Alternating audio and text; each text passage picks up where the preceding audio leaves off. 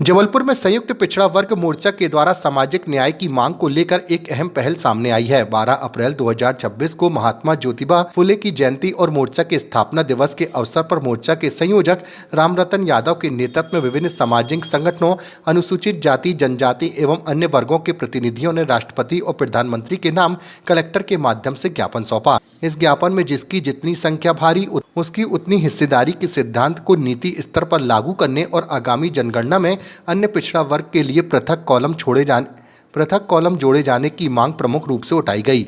मोर्चा ने कहा कि उनका उद्देश्य सामाजिक समानता, न्यायपूर्ण प्रतिनिधित्व और वंचित वर्गों के अधिकारों को सुनिश्चित करना है।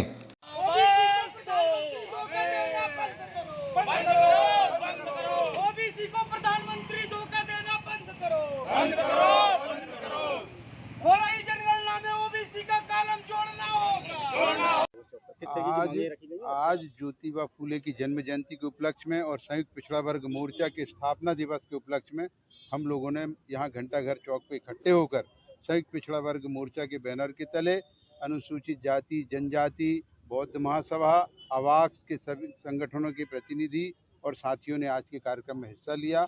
और जो हमारी मांगे हैं वो देश की सबसे बड़ी जो आबादी है ओबीसी, उस ओबीसी को कैसे न्याय मिले। आप जाति जनगणना कराओगे और ओबीसी का कॉलम नहीं उसमें जोड़ोगे। आप महिला आरक्षण की बात करोगे और दलित, वंचित, पिछड़ी महिलाओं को उस आरक्षण में व्यवस्था नहीं दोगे। तो ये कैसी बात कर रहे हो आप? ये दोहरा मापदंड कब तक चलाओगे? आप एक जैसे बोलते हैं ना कि चाशनी में लपेट के मारने वाली बात। आप बात तो करते हो मगर जब सही उसको अंजाम तक पहुंचाने से क्यों घबराते हो?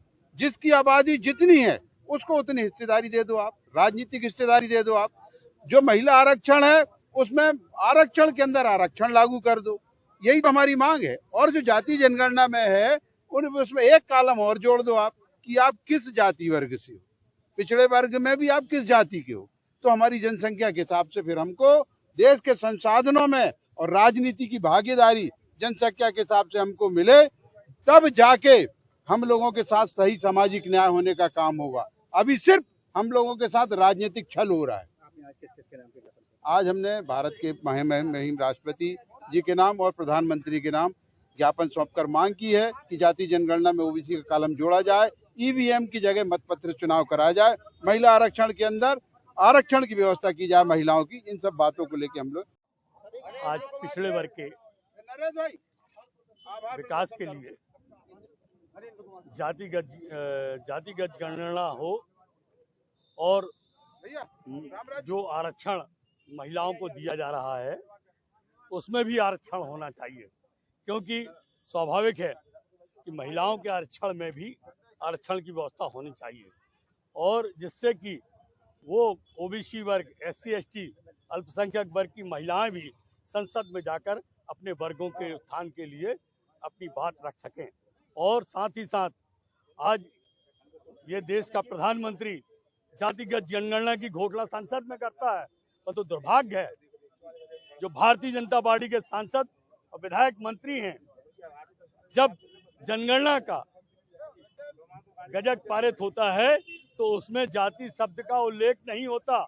यह हमारे बहुमत वाली आबादी के साथ बहुत बड़ा भारतीय जनता पार्टी और प्रधानमंत्री का धोखा है और यह धोखे को पिछड़ा वर्ग अब बर्दाश्त नहीं करेगा और समय रहते पर इसका जवाब भी दिया जाएगा। और हम उन आरक्षण धारी सांसद विधायकों से कहना चाहते हैं कि जिस वर्ग से आप आए हो, आप मूक दर्शक क्यों बन जाते हो? और जब आपके समाज के प्रति ये इस तरह के निर्णय लिए जाते हैं तो आपको संसद में समाज ने भेजा है, आपको विरोध करना चाहिए। परंतु दुर्भाग्य है कि वह मोदी जिंदाबाद के नारे लगाते हैं और मोदी का विरोध नहीं करते। आज ज्योतिबा फुले की जयंती है और ज्योतिबा फुले ने शिक्षा के विकास के लिए बहुत से कार्य किए थे और महिलाओं को शिक्षित करने का उनका उद्देश्य था कि महिला शिक्षित होगी तो समाज शिक्षित होगा और देश शिक्षित होगा। टीकाराम कुष्टा, प्रदेश उपाध्यक्ष, मध्य प्रदेश कांग्रेस कमेटी, ओबीसी विभाग।